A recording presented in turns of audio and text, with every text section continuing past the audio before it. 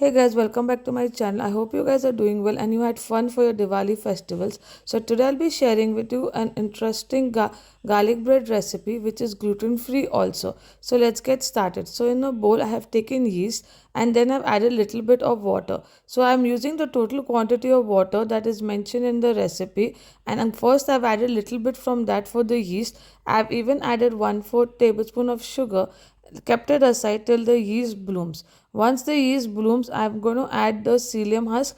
I've added a little bit of vinegar also to it, and then I've mixed everything very well till it forms a really good thick paste. Once that is done, I'm going to add is take the dry ingredients. So first for this recipe I have taken quinoa flour. So for quinoa flour you need to dry your roast the quinoa and grind it in a blender and then use it. So add the quinoa flour, and then I have taken rice flour.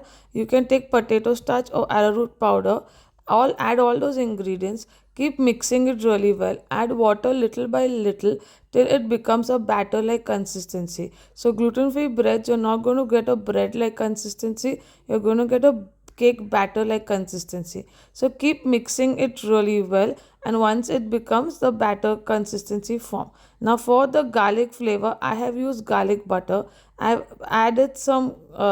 taken some chopped garlic, and I've just like made a small paste out of it, and I've added herbs into it. But if you don't want to add garlic butter, you can even use olive oil for this recipe.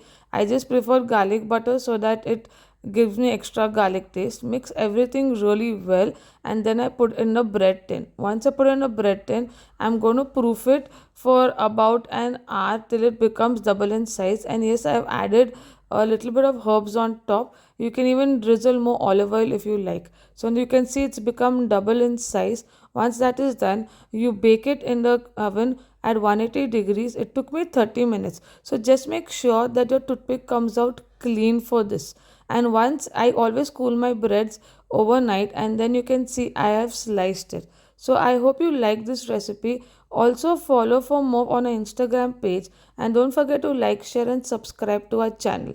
So you can see how beautiful this bread has turned out.